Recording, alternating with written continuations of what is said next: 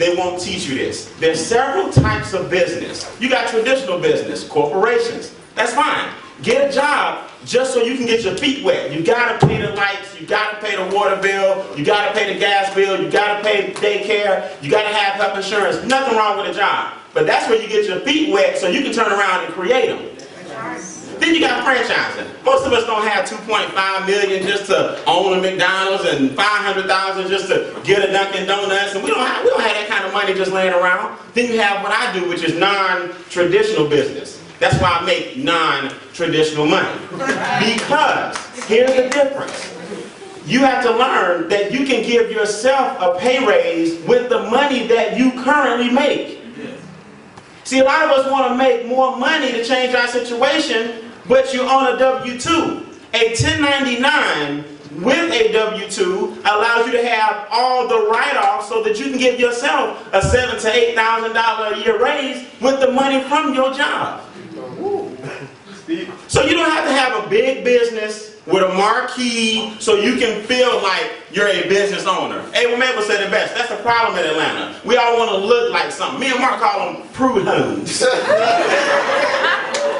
Prude homes. A lot of people think you got to have a business with a big, you got to have big things and big.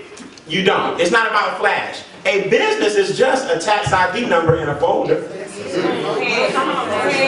That's all it is. All you need is a tax ID number and some paperwork. Now when you drive your car, you write off some of your trips.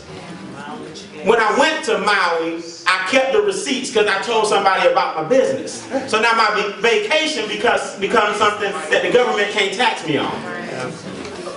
I went to Monaco, where a hamburger cost $65 US.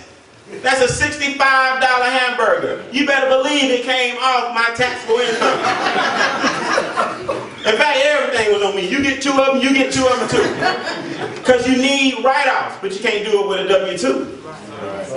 It's a shift in what? Mentality. See, a W-2 says this: I'm going to work first, I'm going to pay my taxes second, and I'm going to spend third. That's why most people would check the check.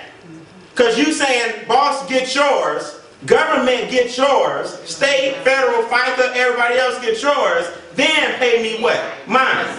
But let me ask you a question, who worked for it? Then why are you number 3 in line? The government is telling you, legally, if you own your business, we change the game. Brother Allen said, look, become an entrepreneur. Why? Because we allow you to work first. We allow you to spend second, and then you pay your taxes when? Third. There's a difference between a W-2 and a 1099. I keep hearing jobs, jobs, jobs, and that's fine. But see me afterwards if you want to talk business, business, business. Here's the thing. 2 more points and I'm done. 30 seconds or less. A job allows you to save $14,000 a year in your retirement account without penalty. $14,000. That means if you have a job, the government is saying you can only save so much for the future without penalty. A 1099 says $41,000 a year without penalty. So the government in so many words is telling you, open a business, open a business. All the tax breaks, open a business. Increase your income, open a business. If you don't have a 1099, every time you drive a mile, I want you to take about 40 cents and just throw it out the window, because that's what you're doing. On your way to work, you should be writing off your gas mileage, because you should be talking business on your way to your job. Just take 40 cents and just chunk it.